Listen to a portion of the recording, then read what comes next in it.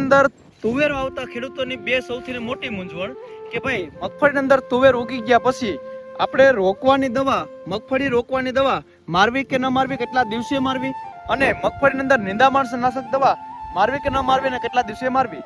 તો ખાસ કરીને ખેડૂત મિત્રો, જે પણ મિત્રોએ મગફળીની અંદર તુવેરનું વાવેતર કર્યું છે ને જેની તુવેર ઉગી ગઈ છે, એ લોકો જ્યારે પણ મગફળીની અંદર રોકવાની દવા મારે છે ત્યારે ખ્યાલ છે, ધ્યાન રાખે કે ભાઈ તુવેર તંદુરસ્ત હોવી જોઈએ અને તુવેર 15 દિવસથી 10 થી 15 દિવસની સારી એવી થઈ ગયેલ હોવી જોઈએ. કારણ કે આપણે મગફળીની અંદર દેશી લોજિક છે ભાઈ, મગફળીની અંદર આપણે રોકવાની દવા મારીશું એટલે આપણી તુવેર હોય રોકાઈ જાય, બ્રેક થઈ જાય અને ડઠુરી થવાનો પ્રશ્ન રહે.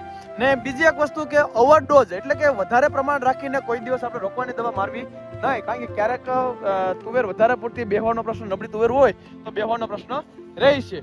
અને બીજી વાત જો કરીએ આપણે નિંદામણનાશકની, તો ખાસ કરીને નિંદામણનાશકની અંદર લાંબા પાનનું જે આપણે આવે છે, ટાટા પ્રોડીમ લઈ લો, સેન્ચુરિયન લઈ લો કે પછી ટર્ગા સુપર લઈ લો, એ આપણે ગમે ત્યારે મારી શકીએ છીએ ને કોઈ પણ જાતની ઈજા કરતું નથી. પણ જ્યારે વાત આવે ઓલરાઉન્ડર મગફળીની અંદર નેત બારવાની વાત આવે ત્યારે ખાસ કરીને ખેડૂત મિત્રો ધ્યાન રાખો કે એમેજા થાઇપર 70% અથવા તો 10% કંપની ભલામણ પ્રમાણે તમે 15 દિવસ પછી તમે એની અંદર જરૂરિયાત હોય તો તમે મારી શકો. બીજા કોઈ પણ નેતની દવા મારવાનો આગ્રહ રાખતા નહીં, કારણ કે ક્યારેક આપણે તુવેર ભરવાનો પ્રશ્ન, વધારે પડતી ડાયસ પડવાનો પ્રશ્ન થઈ જાય છે અને તુવેરના પાકને ઘણું એવું નુકસાન જાય છે. એટલે ખાસ આ માહિતી લ્યો અને માહિતી સારી લાગી હોય તમારા ચેનલને ફોલો કરો.